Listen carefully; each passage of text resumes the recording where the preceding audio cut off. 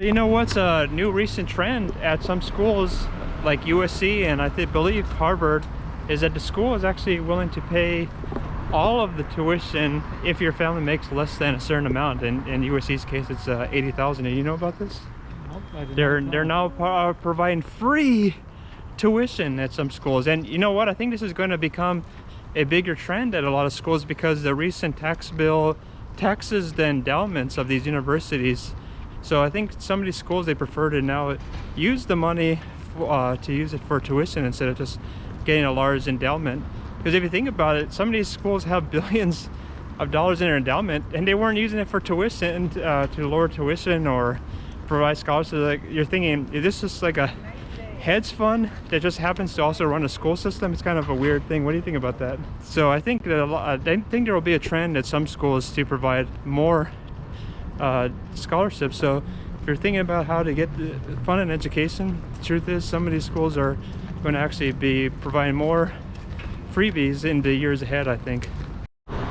So one of the other ways that people can save a lot of money when it comes down to education is to go to a community college first.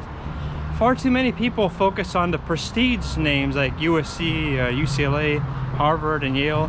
And one of the problems with this is that they really are overpaying for something that's not going to really give them any kind of tangible return in the long run.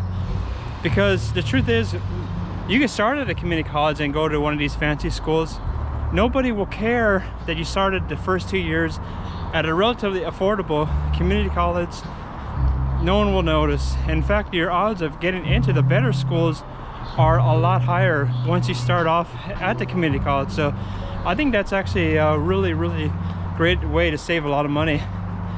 And that's the interesting thing, is that if you start at a community college level, you'll find that you probably learn a lot more, because in those kind of classes it's taught by, usually there are only about 30 people in the class. So I think it's ideal in that kind of setting. You usually actually get a lot better material that way. Another way that people can actually save quite a lot of money when they're in college or grad school, including law school, is to do study abroad. Now, why I recommend this is it's a way of combining education plus vacation at the exact same time. For instance, I did a study abroad in Nice, France.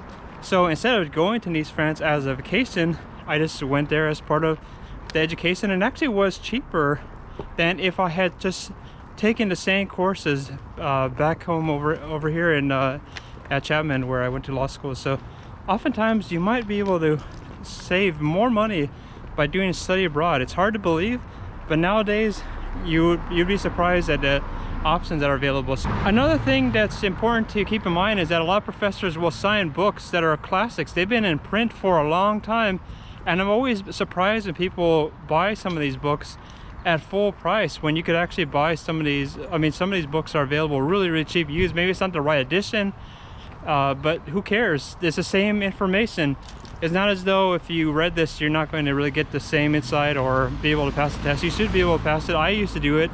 When there are old editions of some of these books, they get really cheap. So that's one way to save on textbooks.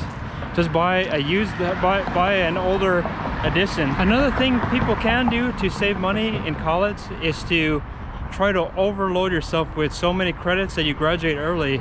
I know that some people, I remember it was kind of a common thing actually when I was here, that some people graduate in 3 years. So if they take enough courses, they'll just be able to do it, especially if you go in summer school or do the study abroad program.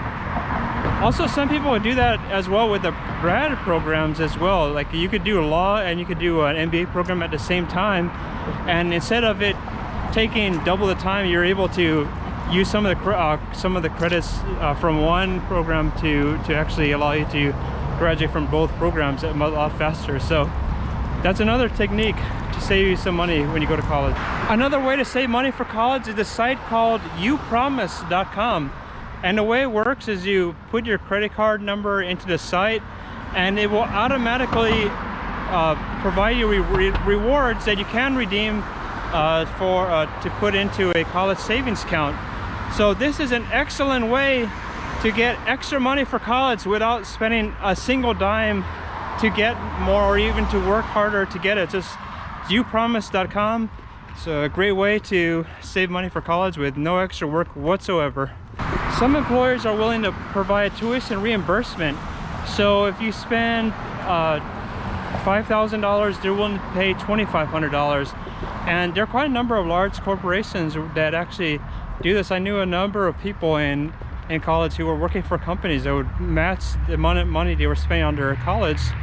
And so I think that's a really smart idea, because that way you actually are doubling the amount. It's like you're increasing your pay while you're at work. So that's another way of getting your money further towards your goals of paying for school, which is really pricey nowadays. Thank you very much for watching.